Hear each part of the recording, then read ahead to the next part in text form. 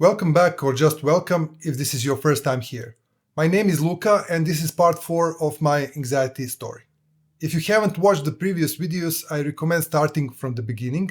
They explain how everything slowly built up. But you are also welcome to start right here with this video. In this video, I'll talk about the phase when I stopped leaving the house, when home became my only safe place. I also share how I started looking for answers the moment I realized I wasn't losing my mind, and how I finally began to understand what was really happening to me.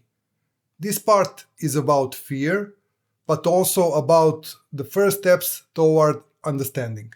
So, let's begin. After everything that happened to me, my first panic attacks, the next 15 days were simple. I didn't leave the house. I didn't go to work. I worked from home. Luckily, my job allows me to work remotely, but of course, I had to justify my request to my manager first. Fortunately, they were very understanding. I was genuinely afraid that if I stepped outside and walked just a few meters, I would collapse and die. Crazy, right? But at that moment, it felt very real. My home became my shelter, the only place where I felt calm, safe, and protected. Everything I needed to quiet my thoughts was there. And that's when I finally started asking myself the real question. What is actually happening to me?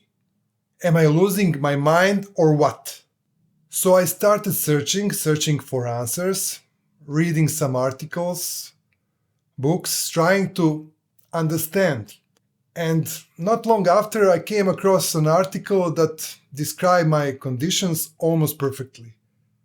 That was the first time I didn't just hear the terms anxiety and panic attacks, but actually read what they mean and the conditions they describe.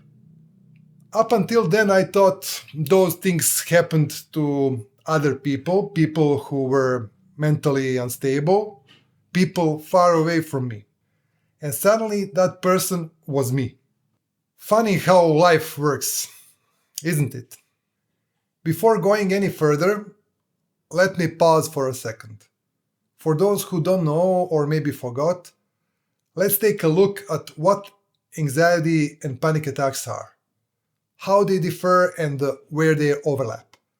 Not a medical lecture, just enough information to make sense of what I was and other people going through.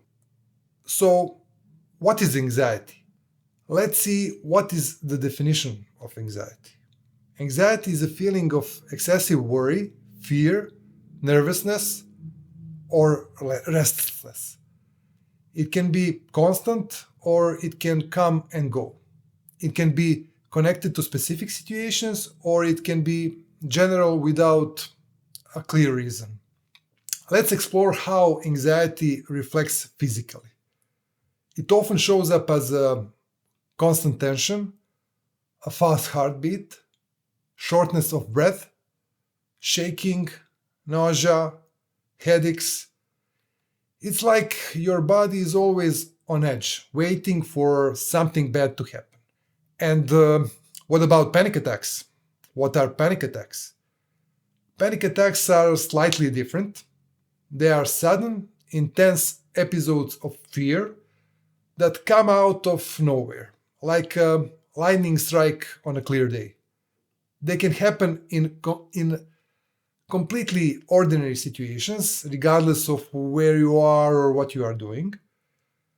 Physically, panic attacks often include rapid heartbeat, difficulty breathing, sweating, trembling, nausea, dizziness, and also terrifying feeling of losing control. Or even worse, a feeling that you are about to die. So what's the difference? For me, they are very similar conditions, but there are some differences. They differ in 3 key ways. intensity, duration, and how they appear. Regarding intensity, panic attacks are much more intense than anxiety and often far more frightening. Duration, panic attacks are short, usually lasting a few minutes. And anxiety, on the other hand, can last for days, weeks, even months. How they appear? Anxiety builds up slowly, panic attacks arrive suddenly.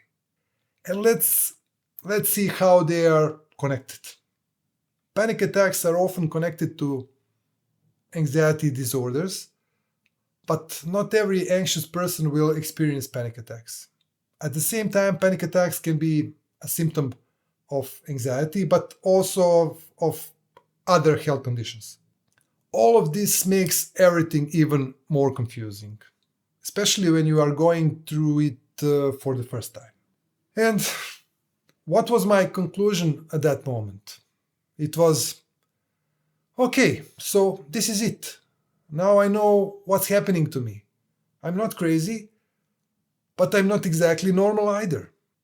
And strangely enough, that realization brought a bit of relief, because once you have a name for what you are dealing with, you can finally start understanding it.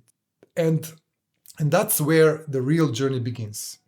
In the next video, I'll talk about what came after this realization, the mistakes I made while trying to fix myself, and the things that made everything worse before it slowly started getting better. So stay with me and see you in the next video.